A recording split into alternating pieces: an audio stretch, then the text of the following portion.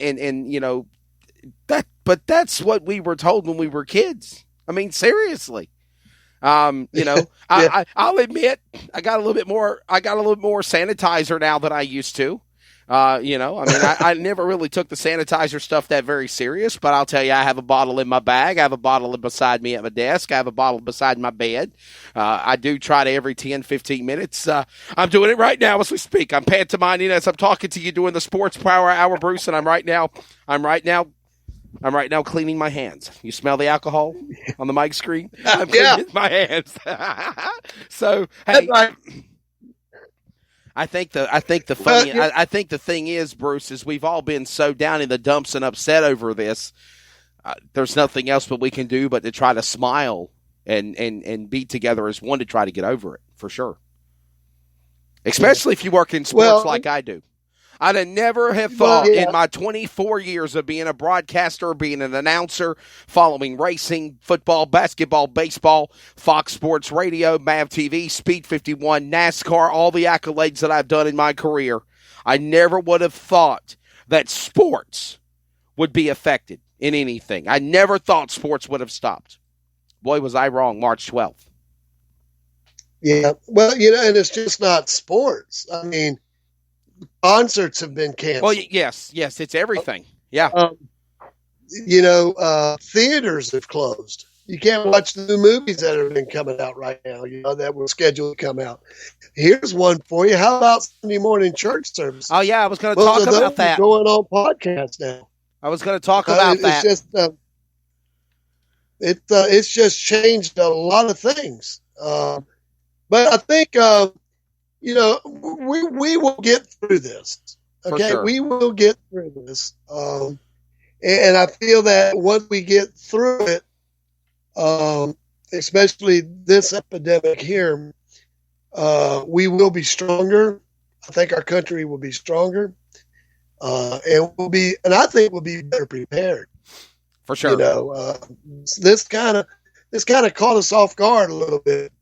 But, I think, there's going to be some growing pains. But we will come through this. And you got to remember, our country's strong. And I have a lot of faith in our, not only faith in our administration and things that are going on. I mean, they all seem to be working together, which, kind of brought our country together. Right. Which is a big deal.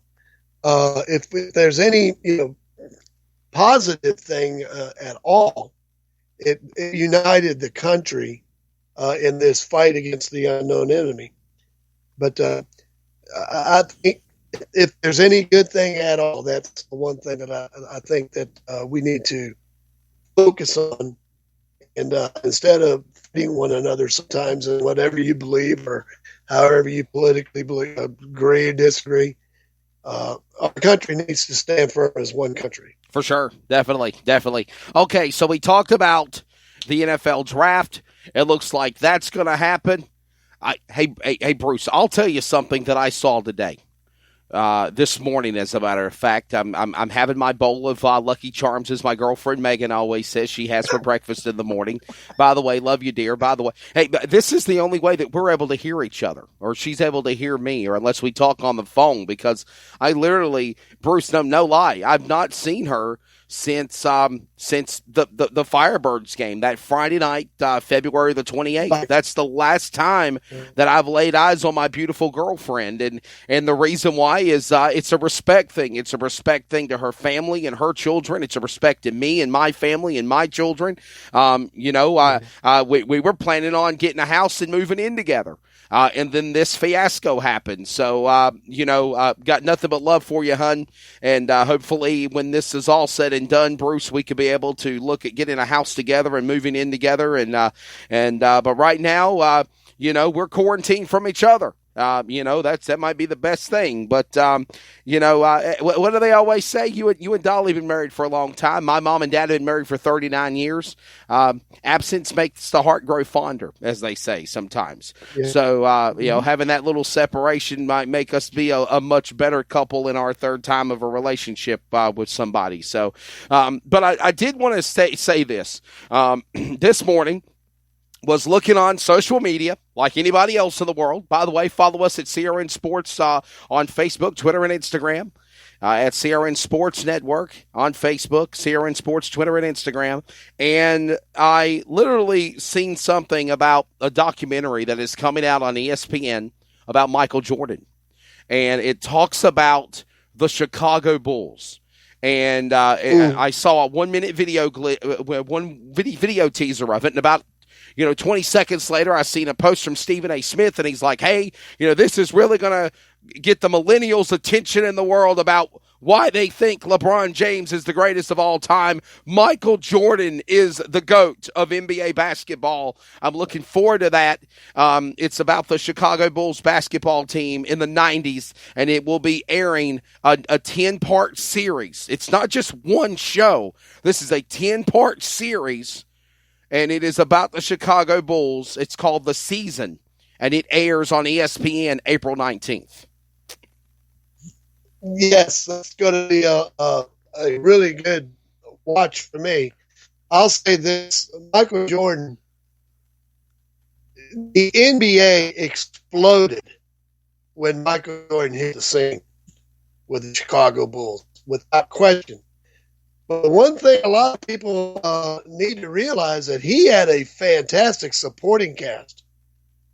I mean, all you got to do is say Scottie Pippen. I remember Michael Jordan was on the bench, taking a breather or whatever. And the next thing you know, Scottie Pippen took over. And you had Michael Jordan on the sideline jumping up and down, fist in the air and everything. He had a fantastic supporting cast, a really, really good coach. Oh, wow. Everywhere. He went down to Miami. I think he was in LA for a while.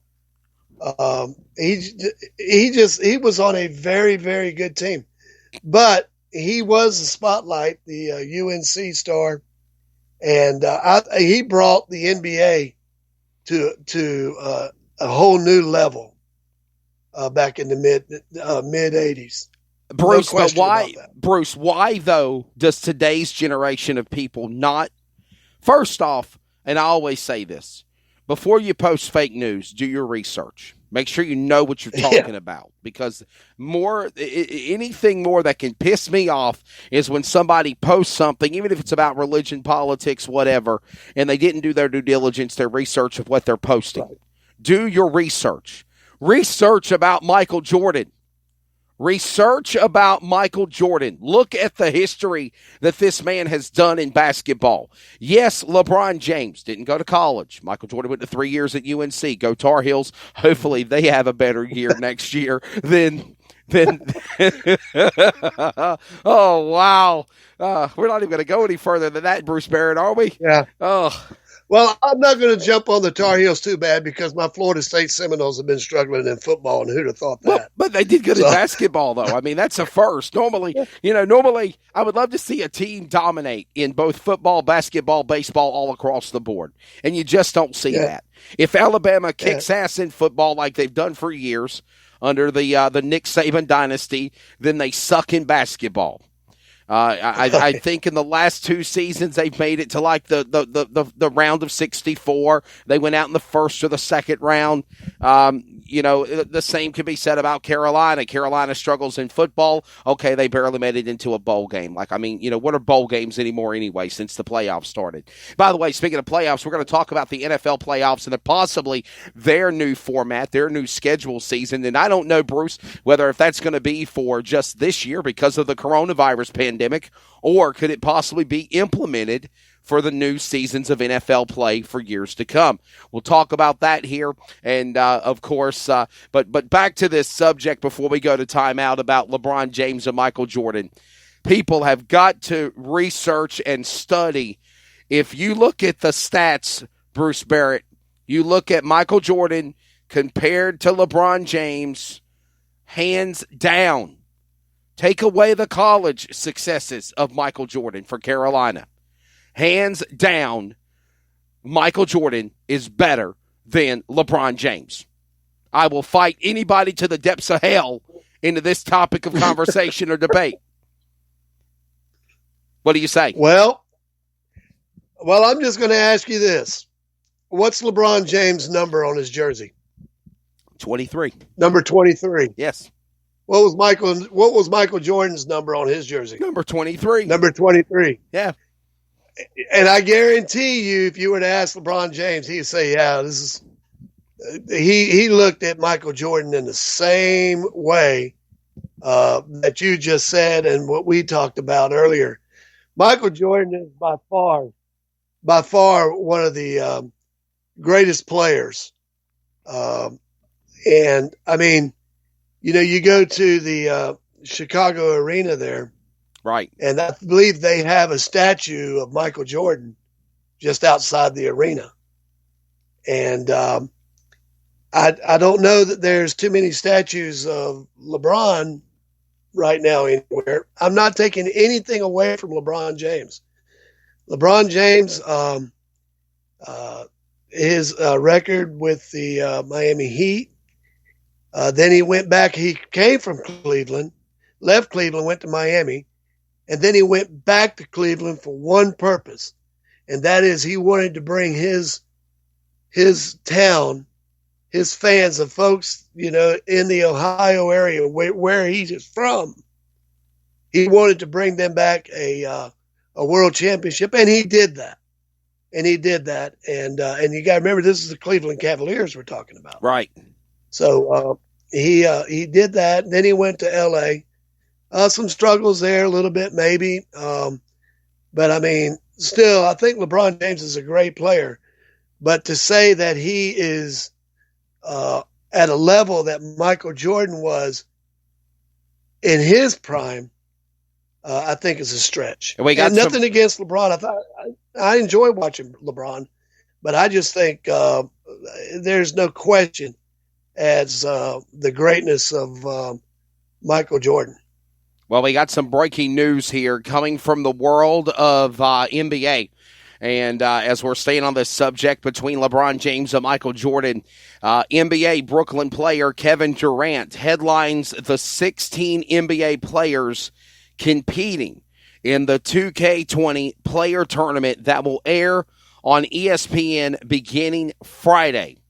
The winner will receive $100,000 to give to a select charity in support of coronavirus relief. Bruce, do you think this is good for them to play basketball, or do you think it's bad because, I mean, everybody's supposed to be told to stay 10 feet, 15 feet away from one another now? 6 feet. Well, what do you think? I would think there need to be some testing going on, that's for sure, prior to this event taking place, if it takes place. And, that would be being a proactive thing to do. And I'm sure the arenas are going to be empty. Is that correct? I'm still reading up more on this. This was just unveiled less than 20 minutes ago. I just got a notification on it, so I'm trying to find out more information in regards to it. But it says that Kevin Durant leads the field of 16 in the NBA 2K20 tournament. And I'm telling you what, Bruce, by doing some more, it looks like by doing some more stuff on this, it sounds like it might possibly be a simulation game. It sounds like it might be an esports game. Something typical to like what you're seeing NASCAR do with the Pro Invitational Series, which, by the way, congratulations to Timmy Hill for picking up a win in the sim racing world. And I know we've got World of Outlaws sprint cars and in late models. They ran last night, and my good buddy Mike McKinney won the World of Outlaw late model event at Charlotte, and everything that they can, Bruce, to try to make this similar. The world of esports, I really believe, are going to prosper from this thing. Seriously. Are you there, Bruce? I'm here, but I'm having some technical issues, I believe. Okay.